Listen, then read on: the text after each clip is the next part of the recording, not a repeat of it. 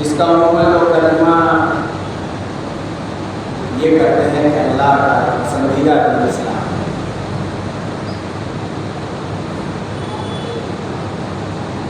حالانکہ اس آیت کریمہ میں مجھ کو کوئی ایسی لفظ نظر نہیں آتی جس کا ترجمہ پسندیدہ ہے۔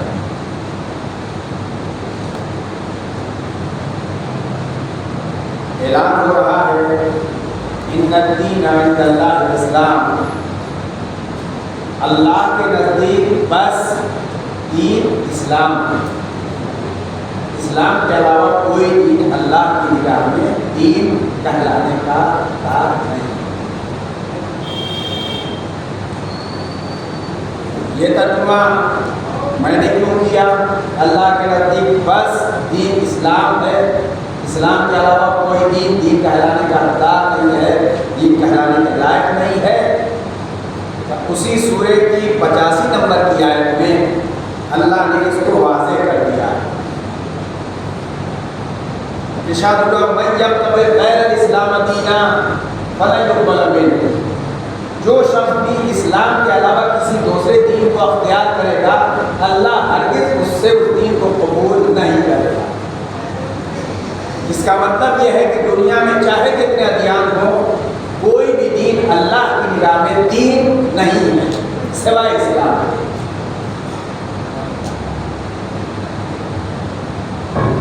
ہمارے یہاں قدم قدم پر قریے قریے میں الگ الگ دین مل جائے، ہر ایک اپنا دین بنائے بیٹھا ہوا ہے، لیکن اسلام اس دین کو کہتے ہیں جس کے قوانین اتنے عمدہ اور اتنے بہتر ہیں کہ انسان کی زندگی کا کوئی شعبہ خالی نہیں ہے۔ اللہ نے انسان کی زندگی کے ہر شعبے کا حکم بیان کیا۔ دنیا میں بہت سے ادیان ہیں، مگر وہ دین لوگوں کے بنائے ہوئے ہیں جو کہ لوگوں کے بنائے ہوئے دین ہے، اور لوگ ہیں ناقص، لہذا جس دین کو بنایا وہ دین بھی ناقص ہے۔ بھئی آج کل دیکھ لیجیے ہمارے یہاں جو حکومتیں بنتی ہیں، حکومتیں جب تبدیل ہوتی ہیں تو اپنے اپنے حساب سے قوانین بناتی ہے۔ جو پہلے کی حکومت تھی چاہے دشمنی میں ہی صحیح، بعد والی حکومت اس کے قانون کو اس کے بنائے ہوئے طور طریقے کو تبدیل کر دیتی ہے۔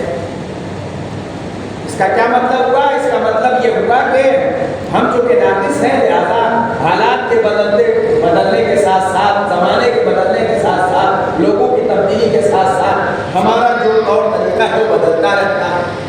لیکن دین اسلام اللہ کا بنایا ہوا ہے، اللہ اس ذات کا نام ہے جہاں کسی طرح کی کوئی تبدیلی نہیں ہوتی ہے، لہذا اس نے جو قوانین بنائے ہیں وہ قیامت تک کے لیے ہے، چند دنوں کے لیے نہیں ہے کہ آج یہ قانون ہے اور کل وہ قانون ختم ہو جائے گا۔ پہلے ہمیں 2 رکعت نماز پڑھنی تھی صبح کی، اب 4 رکعت پڑھنی ہے، کوئی آئے گا تو 3 رکعت پڑھائے گا، کوئی آئے گا تو 5 رکعت پڑھے گا، ایسا نہیں ہے۔ جب سے نماز واجب ہوئی ہے، جب تک دنیا رہے گی تب تک 2 ہی رکعت نماز پڑھی جائے گی۔ جو نماز میں پڑھا جاتا ہے جب سے شروع ہوئی ہے نماز، اور جب تک دنیا میں پڑھنے والے ہوں گے اس وقت تک وہی پڑھتے رہیں گے۔ کیوں؟ اس لیے کہ بنانے والا کامل ہے، لہذا اس کے قوانین بھی کامل ہیں۔ صلوات کہتے ہیں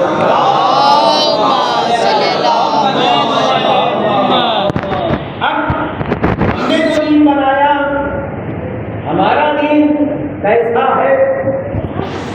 یعنی لوگوں نے جو دین بنایا خود اپنے ہی ہاتھوں سے بنایا، اپنے ہی ہاتھوں سے بنانے کے بعد اسی کے سامنے سر جھکا دیا۔ ہم کتنے عظیم ہیں، ہم نے اپنی عظمت کو سمجھا نہیں، دنیا کی پستر چیزوں کے سامنے ہم نے سر جھکانا شروع کر دیا۔ آپ بہتر جانتے ہیں کہ جناب ابراہیم جن کی ولادت بیابان میں ہوئی تھی، ماں چھوڑ کے چلی آئی تھی، یہ تفصیلی عرض کرنا ہے، ماں چھوڑ کے چلی آئی تھی اور وقتاً فوقتاً ملاقات کرنے کے لیے جاتی تھی۔ جب جناب ابراہیم کہ کا سن 13 سال کا ہو گیا اور ماں ملاقات کرنے کے لیے گئی. ملاقات کرنے کے بعد جب واپس آنے لگی تو جناب ابراہیم نے اپنی والدہ سے کہا مادر گرامی مجھے کہ آپ اپنے ہمراہ لے چلیے.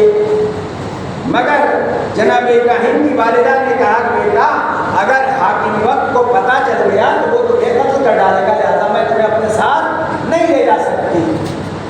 وہی غار میں جہاں ولادت ہوئی تھی وہیں پہ چھوڑ کے غار میں منہ کو بند کر کے ماں چلی آئی. اس لیے کہ اگر بیٹے کو ہمراہ لے کے آتی تو ظالم بادشاہ تھا اسے مار ڈالتا، قتل کر ڈالتا. ماں چھوڑ کے چلی آئی. مگر یہ ہے اللہ کی جانب سے بنائے ہوئے ہادی اور رہنما، لہذا ان کو ہدایت کرنا تھی. جب رات ہوئی تو آپ اس غار سے نکلے. نکلنے کے بعد پہلی نگاہ جو تاروں پہ پڑی ہے تو تاروں کی چمک دمک دیکھ کے جناب ابراہیم نے کہا ہذا ربی، یہ میرا رب ہے. مولانا فرمائے گا جناب ابراہیم خلیل خدا اللہ کے نبی، انہوں نے تاروں کو دیکھا. تاروں کو دیکھنے کے بعد پہلا لفظ جو ان کی زبان سے نکلا کیا نکلا؟ ہذا ربی، یہ میرا رب ہے. تو کیا جیسے دنیا والے اپنے ہاتھوں سے مورتیاں بنا کے پھر اسے اپنا بھگوان ماننے لگتے ہیں، جناب ابراہیم بھی ان تاروں کو ویسے ہی خدا مان رہے تھے؟ کہ نہیں، انہیں تو ہدایت کرنا تھا، انہیں تو بتانا تھا کہ تم کیا ہو اور جن کے سامنے تم سر جھکا رہے ہو وہ کیا ہے. تم بلند ہو وہ پست ہے، اس کو تمہارا تابع ہونا چاہیے، تمہیں اس کا تابع نہیں ہونا چاہیے. صلوات بھیجے محمد.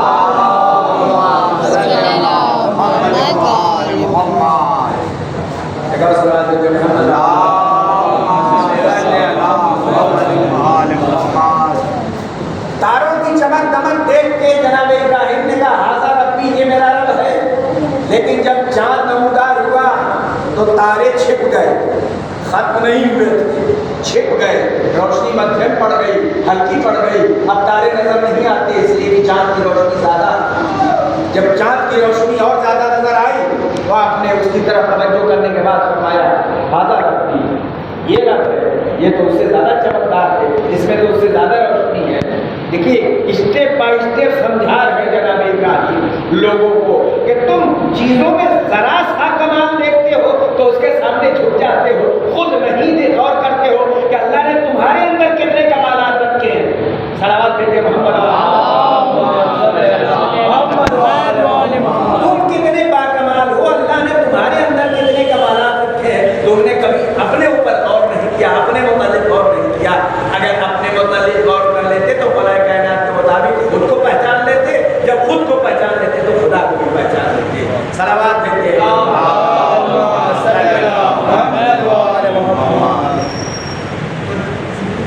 چاند نکلا، اس کی روشنی زیادہ تھی، اس کی روشنی کی زیادتی کی وجہ سے تارے چھپ گئے. جب تارے چھپ گئے اور چاند کی روشنی پھیلی تو جناب ابراہیم کہا نہیں، وہ نہیں، یہ میرا رب ہے، اس میں روشنی زیادہ ہے، اس میں ضیاء زیادہ ہے، اس میں چمک زیادہ ہے. مگر جب صبح نمودار ہوئی، چاند کے بعد سورج طلوع ہوا، سورج نکلا تو اس میں اس سے زیادہ روشنی تھی. چاند غائب ہو گیا، نگاہوں سے کہا ہذا ربی، یہ رب ہے میرا، یہ اس سے بڑا. مگر جب سورج ڈوبنے لگا تو آخر میں اب ہدایت کا فیصلہ ارشاد فرما ہے جو ڈوب جائے وہ خدا نہیں ہو سکتا. صلوات بھیجے محمد. گویا جناب ابراہیم لوگوں کو بتانا چاہ رہے تھے کہ یہ تارے جس میں اللہ نے یہ صلاحیت رکھی ہے، جس میں اللہ نے یہ کمال رکھا ہے کہ وہ لوگوں کی ہدایت کرتا ہے، لوگوں کی ہدایت کرتا ہے، یہ تارے لائق عبادت نہیں ہے. وہ ذات لائق عبادت ہے جس نے تاروں میں ہدایت کی صلاحیت مدیت ادا کیا ہے. صلوات بھیجے محمد.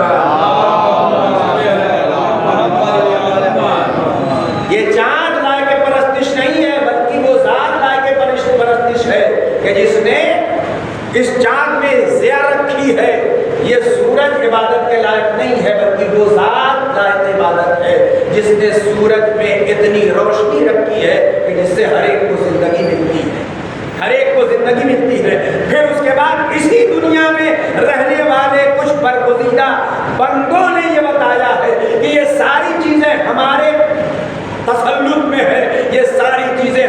کے تابع ہے. اگر ہم چاہیں تو چاند دو ٹکڑوں میں تبدیل ہو جائے, اگر ہم چاہیں تو ڈوبتا ہوا سورج پلٹ کے چلا ہے, اگر ہم چاہیں تو یہ تارے ہمارے در پہ آ کے سجدہ کرتے ہوئے چلا ہے. سلامات بھیجے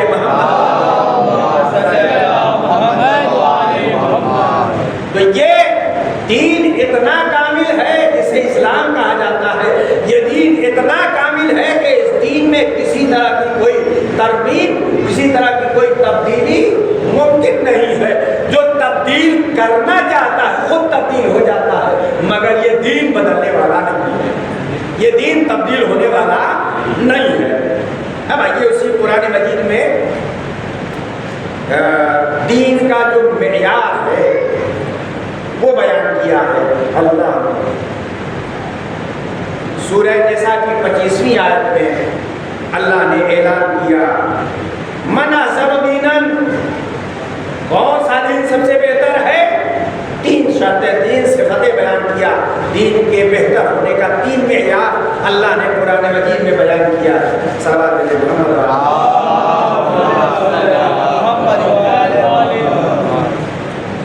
بلا فصل کے ماننے والے اتنا فاصلہ کیوں ہے؟ صلوات دیتے ہیں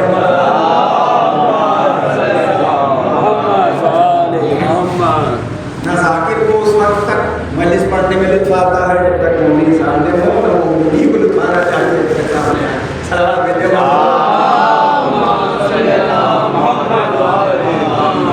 بہترین دین کا معیار 3 چیزیں بہترین دین کا معیار بیان کیا ہے اللہ نے قرآن مجید کے سورہ نساء کی 25ویں آیت میں. کیا فرمایا؟ من احسن دینا, کس کا دین بہتر ہے؟ ممن اسلم, پہلی شرط, پہلی صفت, ممن اسلم وجہ للہ, جو اپنا سر اپنے مالک کی بارگاہ میں جھکا دے. صاحبان میرا توجہ فرمائے گا, بہترین دین کا معیار کیا ہے؟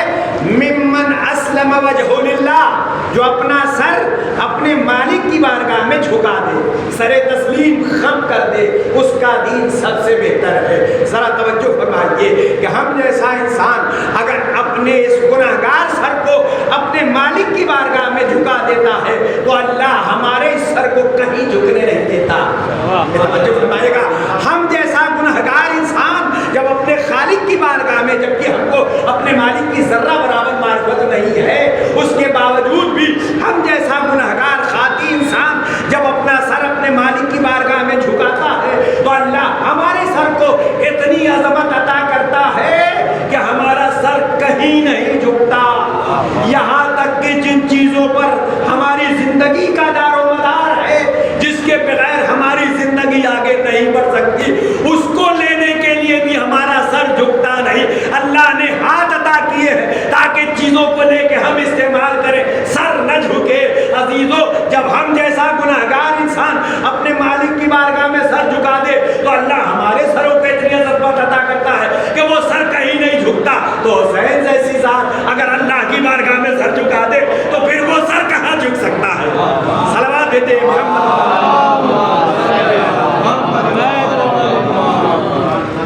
پہلی شرط کیا ہے دین کے بہتر ہونے کی؟ پہلی شرط کیا, پہلی صفت کیا ہے؟ ممن اسلم وجہ للہ. تکبر نہ ہو, گھمنڈ نہ ہو, بلکہ اپنے سر کو اپنے مالک کی بارگاہ میں جھکا کے اعتراف کرے, تو خالق ہے, میں تیرا بندہ ہوں, تیرا جو حکم ہوگا تیرے حکم کے مطابق میں عمل کرتا جاؤں گا.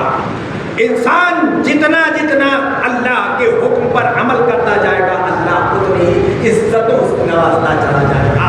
عزیزو, ہم نے دیکھا ہے کہ خدا نے جن بندوں کو ہماری ہدایت کے واسطے بھیجا ہے, اس در پہ جو آ کے جتنا جھکتا گیا اتنا پاتا گیا, اور جتنا کرتا گیا بھگایا گیا. صلوات بھیجے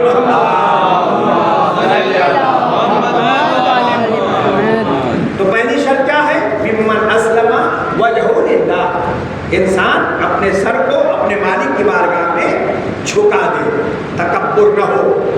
سر جھکانا اس بات کا اعتراف ہے کہ ہم تیرے بندے ہیں, تو ہمارا مالک ہے, تو جو حکم دے گا ہم تیرے حکم کے مطابق عمل کرتے چلے جائیں گے. یہ پہلی صفت. دوسری صفت, آپ نے بھی تاریخ میں پڑھا ہوگا, ذاکرین سے سماعت کیا ہوگا, علماء خطبہ سے سنا ہوگا کہ میدان کربلا میں دونوں طرف نمازیں پڑھی جا رہی تھی، ادھر بھی سر جھک رہے تھے ادھر بھی سر جھک رہے تھے، تو کیا دونوں صحیح تھے؟ دونوں حق پہ تھے؟ دونوں صحیح تھے؟ نہیں۔ دوسری جو صفت بتائی جا رہی ہے، دوسرا جو معیار بتایا جا رہا ہے، دوسری جو صفت بتائی جا رہی ہے، اس سے واضح ہو جاتا ہے کہ ہر جھکنے والے سر کو عظمت نہیں ملتی۔ توجہ کہے گا، ہر جھکنے والے سر کو عظمت نہیں ملتی۔ اللہ نے دوسری شرط کیا بتائی؟ وہ ہوا محسن، جو سر اللہ کی بارگاہ میں جھکا رہا ہے وہ محسن ہو، نیکوکار ہو، نیکوکار ہو، محسن ہو۔ مگر عزیزو توجہ فرمائے گا، اس لفظ محسن کی جو وضاحت نبی کریم نے فرمائی ہے، جب انسان اس پہ غور کرے گا تو سمجھ میں آئے گا کہ اللہ کی بارگاہ میں سر جھکانے والا انسان، صلوات دیتے محمد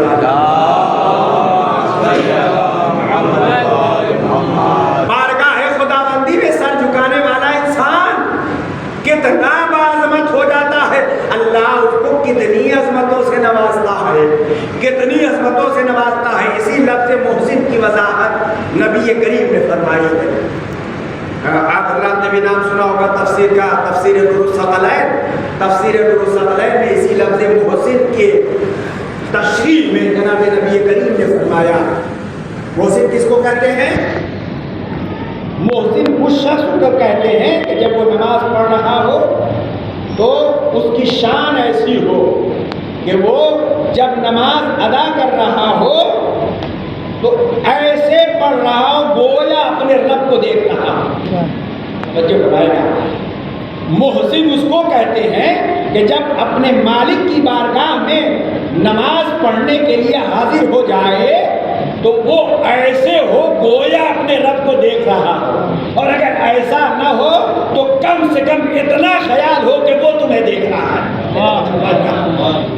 انسان کو اتنا بلند ہونا چاہیے کہ جب نماز کے لیے مصلی عبادت پہ کھڑا ہو تو تصور یہ ہو کہ وہ اسے دیکھ رہا ہے، اتنا بلند ہو جائے۔ اور اگر اتنی بلندی تک نہ پہنچ سکے، اتنی عظمتوں والا نہ ہو سکے، تو کم سے کم اتنا احساس رہے کہ وہ دیکھ رہا ہے۔ عزیزو، جب کوئی بزرگ کسی کی رہنمائی کرتا ہے، کسی کی نگرانی کرتا ہے تو غلطی کے امکانات کم ہوتے ہیں۔ اگر ہمارے ذہن میں یہ تصور رہے کہ ہم نماز پڑھنے آئے ہیں تو خدا ہمیں دیکھ رہا ہے تو ہمارا ذہن ادھر ادھر نہیں بھٹکے گا۔ صلوات بھیجے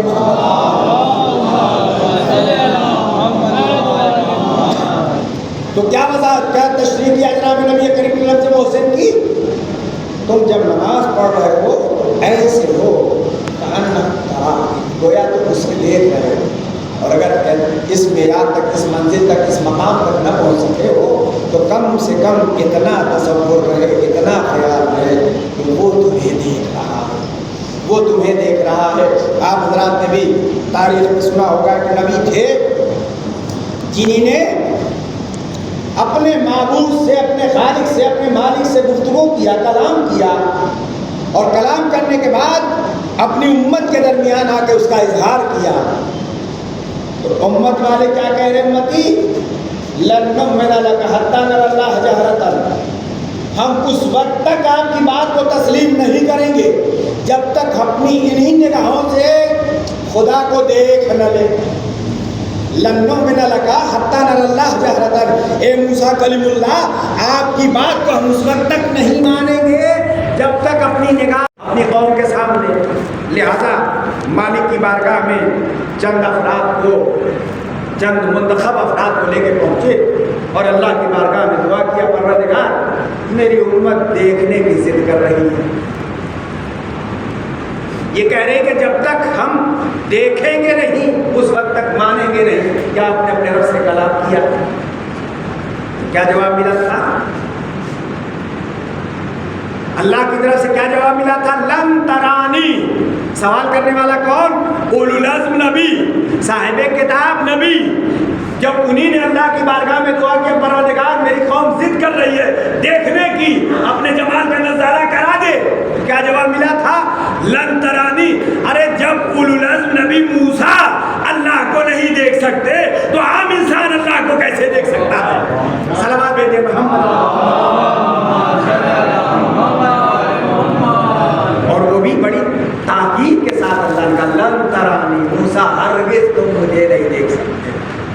یہ نہیں کہا تھا کہ قوم نہیں دیکھ سکتی، موسیٰ سے کہا تھا اے موسیٰ تم مجھے ہرگز نہیں دیکھ سکتے۔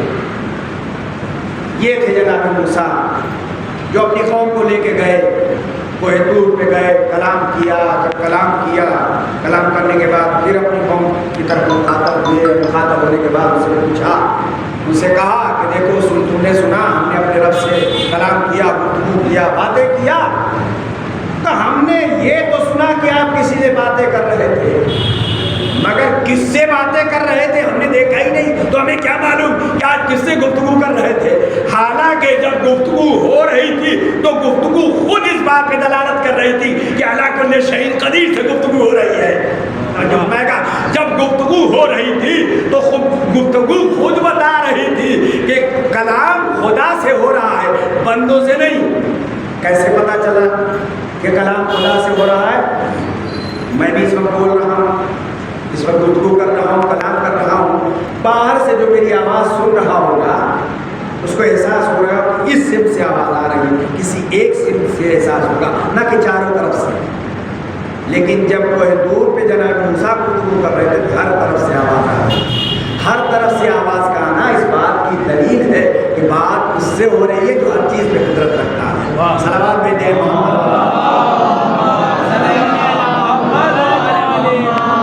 تو جناب موسیٰ اپنی قوم کی ضد پر کوہ طور پہ گئے اور جانے کے بعد اللہ کی بارگاہ میں دعا کیا، پروردگار میری قوم ضد کر رہی ہے دیکھنے کی، دکھا دے۔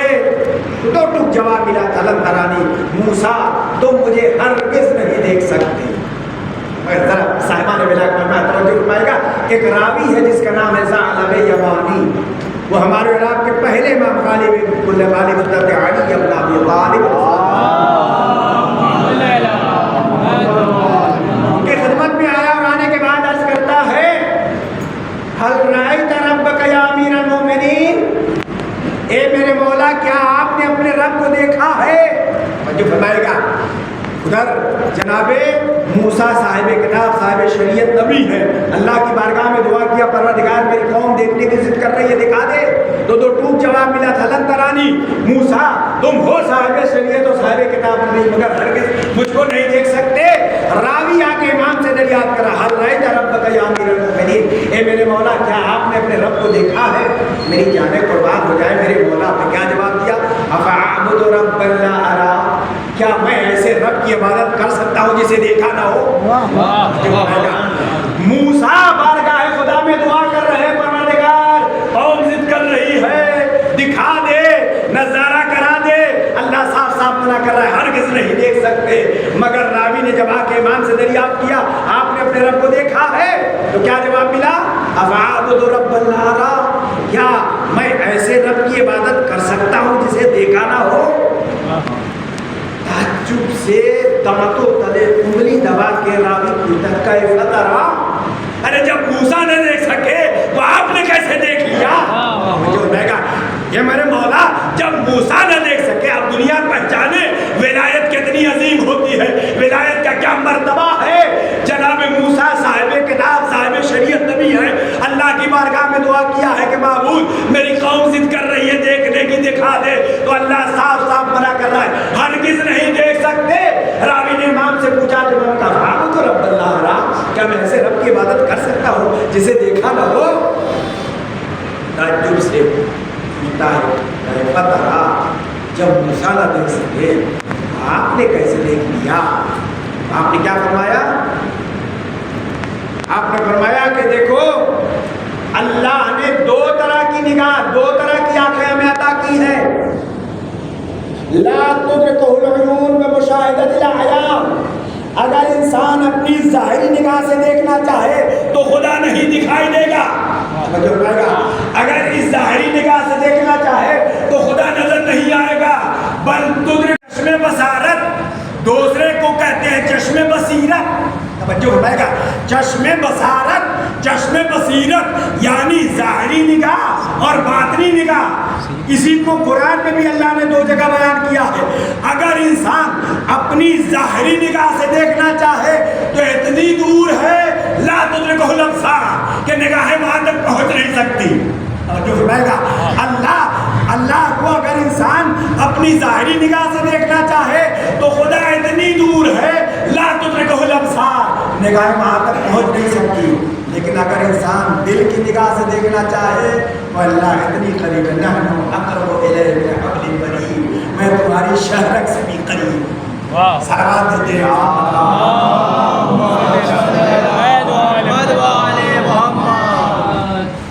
پہلی شرط کیا ہے؟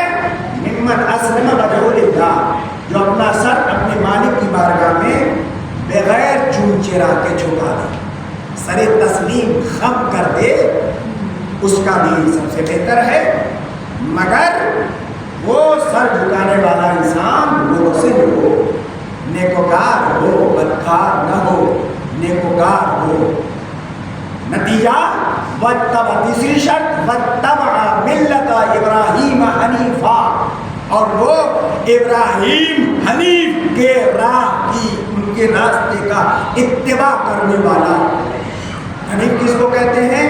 جو باطل سے کترا کے چلتا ہو، اسے کہتے ہیں حنیف. یعنی مصلحت سے کام نہ لیتا ہو، باطل سے الگ رہتا ہو، حق الگ رہے، باطل الگ رہے، حق و باطل کی آمیزش نہ کرتا ہو. ایسا انسان ہو تو واتخذ اللہ ابراہیم خلیلا، تب اللہ تحفے میں خلیل بناتا.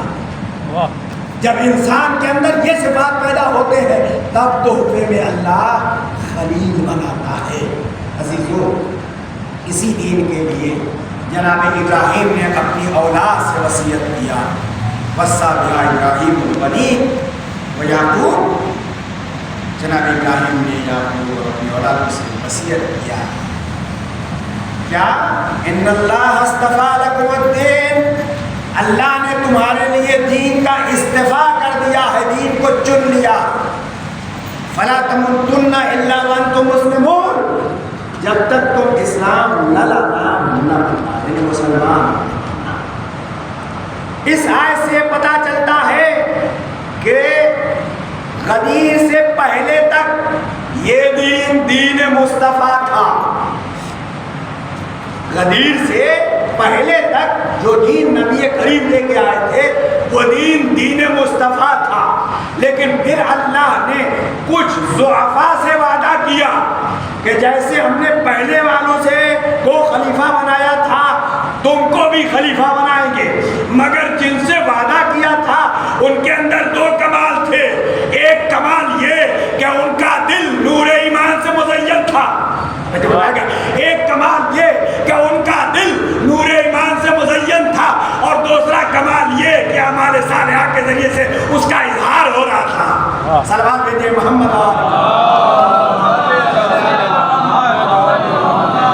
اللہ ہر ایک سے وعدہ نہیں کرتا. وعد اللہ الذین آمنوا منکم وعملوا الصالحات، تم میں سے جو ایمان لے آئے ہیں اور عمل صالح انجام دیتے رہے ہیں، اللہ نے ان سے وعدہ کیا ہے تو ان کو ضرور اس پورے زمین پر خلیفہ بنائے گا جیسے اس سے پہلے لوگ والے لوگوں کو خلیفہ بنایا تھا.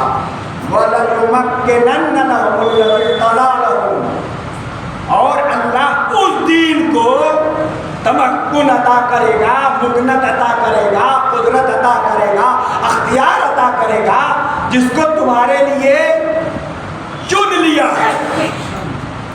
ایک ہے استفاء اور ایک ہے ارتضاء، چننا اور پسند کرنا. استفاء کے معنی ہے چن لینے کے، ارتضاء کے معنی ہے پسند کرنے کے، پسند کر لینے کے. غدیر سے پہلے تک اللہ نے جب اس کے متعلق بیان کیا تو کہا ارتضیٰ لکم، اللہ نے تمہارے لیے اسے چن لیا ہے. تو جسے چنا گیا وہ کیا ہوگا؟ مصطفیٰ. لہذا غدیر سے پہلے تک یہ دین دین مصطفیٰ تھا، لیکن غدیر میں آ کے اللہ نے ارتضیٰ کیا، اسے پسند کیا، تو اب دین دین مصطفیٰ نہیں دین مرتضیٰ ہو گیا.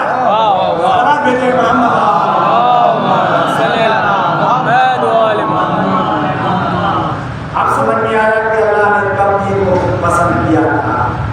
جب اللہ کے حبیب نے اللہ کے حکم سے نبی کریم نے مولا کائنات کی ولایت کا اعلان کیا، تب اللہ نے اعلان کیا الیوم اکملت لکم دینکم واتممت علیکم نعمتی ورضیت لکم الاسلام دینا. آج میں نے دین کو کامل کر دیا ہے، نعمتیں تمام کر دیا ہے. عزیزو، جب تک نبی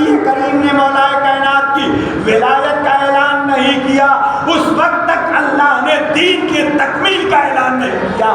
عزیزو جب تک نبی اعلان ولایت نہ کرے دین کامل نہ ہوگا، تو جب تک مسلمان ولایت کا اقرار نہ کرے ایمان کہاں سے کامل ہوگا؟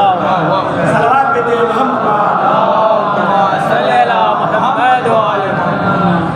یہ دین جسے مصطفیٰ لے کے آئے تھے، جسے جبرائیل نے پہنچایا تھا، یہ دین مصطفیٰ کے ہاتھوں دنیا میں آیا، مرتضیٰ نے اس دین کو پھیلایا۔ یہ دین کتنا عظیم ہے، بس دو باتیں عرض کر کے جلدی کی بات ختم کر دیں۔ انبیاء کے بھیجنے کا مقصد کیا تھا؟ کیوں اللہ نے انبیاء کو بھیجا؟ دین دے۔ انبیاء کو دین کے ساتھ اس دنیا میں بھیجا گیا، کیوں؟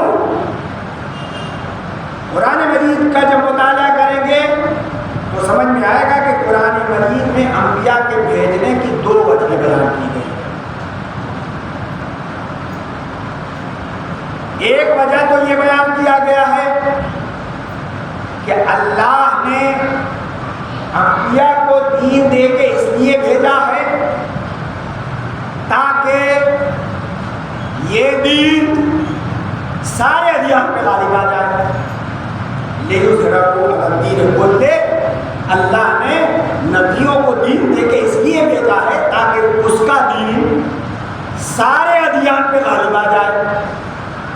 اور دوسری وجہ جو قرآن مجید کی آیتوں کی تلاوت کرنے کے بعد پتہ چلتی ہے وہ یہ کہ اللہ نے دین کو اس لیے بھیجا ہے لِيَقُومُ النَّاسُ بِالْقِسْطِ، تاکہ لوگوں کے درمیان عدالت قائم ہو سکے۔ تو دو سبب ہمارے سامنے آیا، دین کو بھیجنے کا دو سبب ہمارے سامنے آیا۔ ایک تو یہ کہ اللہ کا دین غالب آ جائے، کوئی اور دین نہ ہو۔ دوسرے یہ کہ لوگوں کے درمیان عدالت پائی جائے، لوگوں میں عدالت پائی جائے، عدالت سے لوگ کام لے رہے ہوں، ظلم نہ ہو۔ تو کیا یہ دونوں مقصد پورا ہوا یا دونوں میں سے کوئی ایک مقصد پورا ہوا؟ کیا اللہ کا دین غالب ہو گیا؟ کیا اللہ کے دین کو غلبہ ہے؟ اللہ کے دین کے علاوہ کوئی اور دین نہیں پایا جاتا؟ کیا لوگوں میں عدالت پائی جاتی ہے؟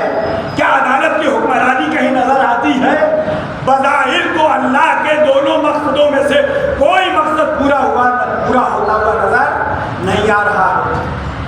قدم قدم پہ دین نظر آ رہا ہے، گلی گلی دین نظر آ رہا ہے، قریے قریے دین نظر آ رہا ہے، شہر شہر دین نظر آ رہا ہے، ایک شہر سے دوسرے شہر، ایک گلی سے دوسرے گلی، ایک قریے سے دوسرے قریے جائیے تو دین بدلا ہوا نظر آتا ہے۔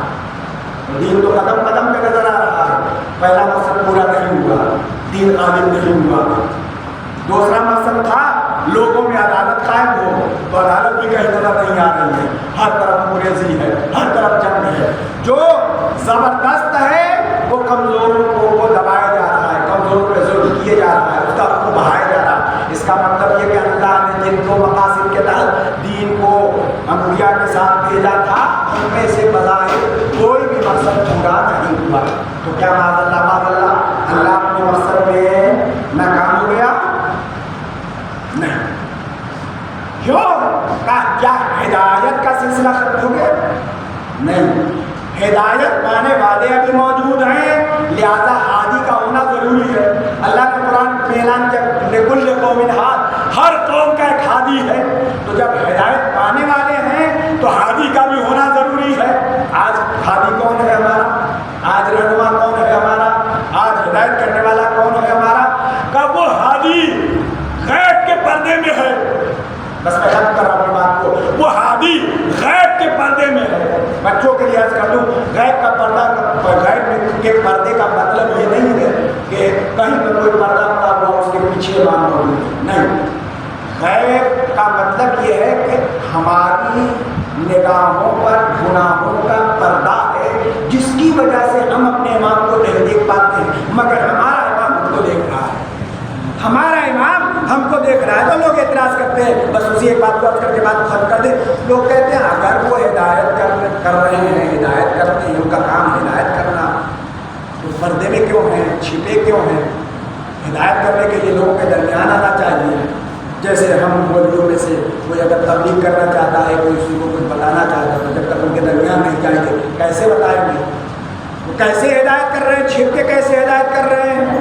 اگر ہدایت کرنا ہے تو لوگوں کے سامنے آنا چاہیے، چھپ کے ہدایت کیسے ہوتی ہے؟ ان کا اچھا میرا ایک سوال ہے، سوال کا جواب دو، جو جواب تم دو تو وہی ہمارا جواب ہوگا۔ کیا سوال ہے؟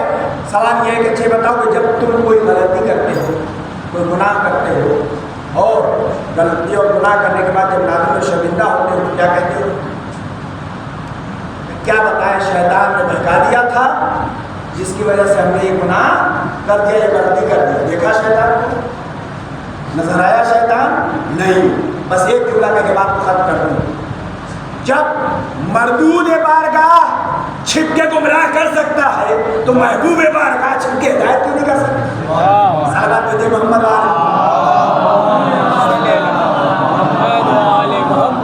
تو یہ دین ہے جسے خدا نے اپنے انبیاء کے ذریعے ہمارے درمیان بھیجا تاکہ اس کا دین غالب ہو اور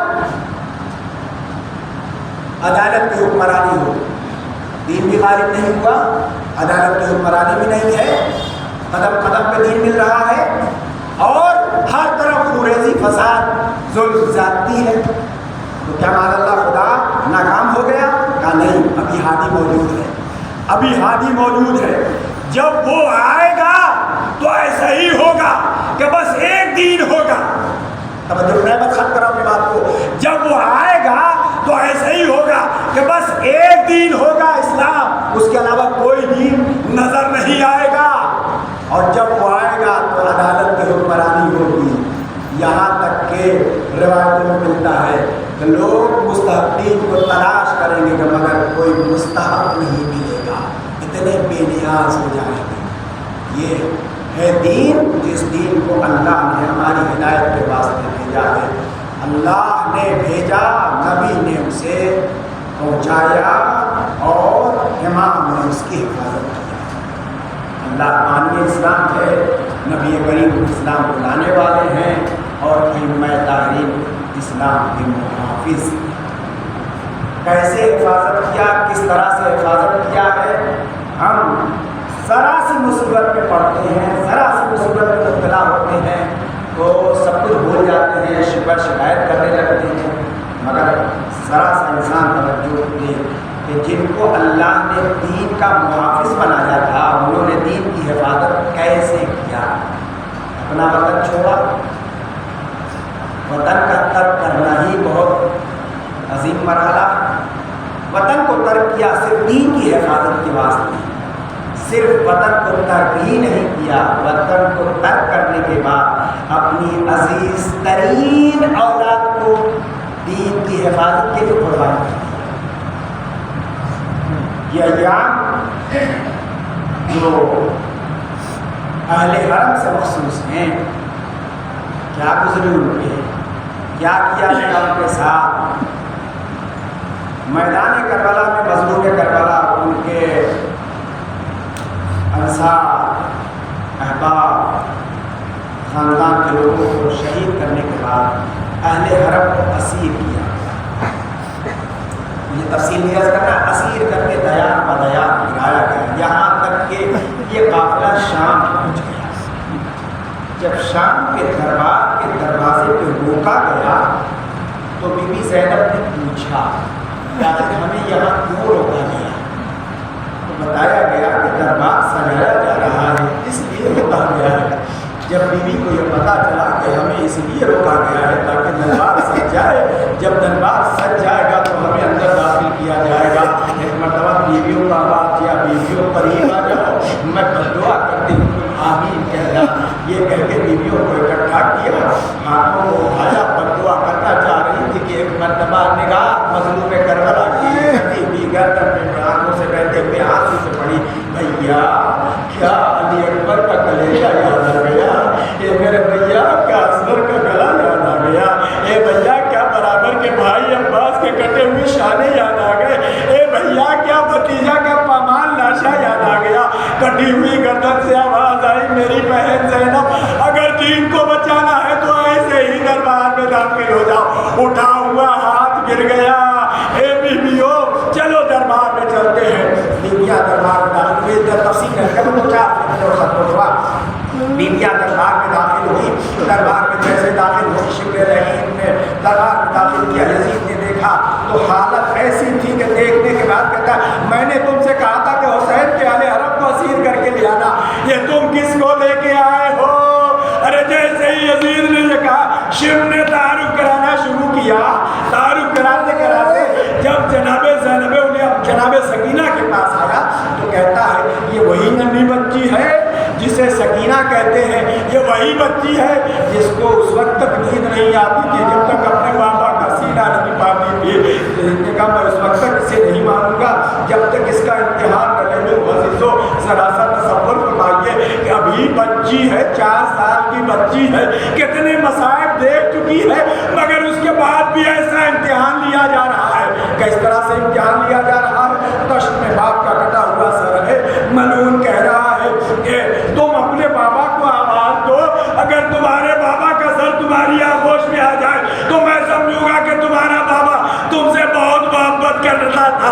ارے جیسے ہی ظالم نے یہ کہا، بچی نے اپنے ننھے ننھے ہاتھوں سے اپنے ننھے سے دامن کو پکڑا، بلند کیا، آواز دیا، اے بابا ہماری اور آپ کی محبت کا امتحان لیا جا رہا، اے بابا ہماری آغوش میں آ جائیے۔ حسین کا کٹا ہوا سر تشت سے بلند ہوا، آغوش سکینہ میں آیا، سکینہ نے رخسار پہ رخسار رکھ کے بیان کرنا شروع کیا، اے بابا آپ کی شہادت کے بعد ہمارے گوشوارے اتنی بے دردی سے کھینچے گئے، لویں پھٹ گئی، خون اب تک جاری ہے۔ اے بابا آپ کی محبت میں جب میں گریا کرتی تھی، کوئی تماچے لگاتا تھا، کوئی تازیانے لگاتا تھا، کوئی علی سے اذیت پہنچاتا تھا۔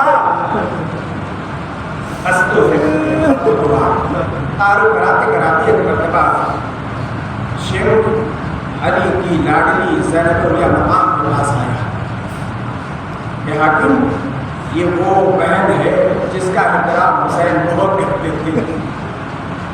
جیسے ہی زینب الاولیاء مقام کا نام سنا، حکم دیا کہ سب کو سامنے سے ہٹا دیا جائے، میں گفتگو کرنا چاہتا ہوں، میں بات کرنا چاہتا ہوں۔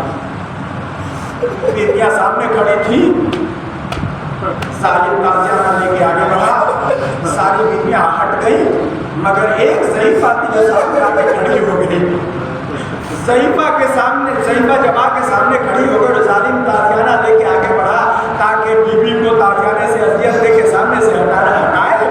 ایک مرتبہ اس نے یزید کے پیچھے کھڑے اپنے قوم و قبیلے کے افراد کو دیکھا اور ان کو غیرت دلائی، اے میرے قوم و قبیلے والے، تمہارے قوم و قبیلے کی ایک عورت پہ نامحرم ہاتھ اٹھا رہا ہے اور تم کھڑے دیکھ رہے ہو۔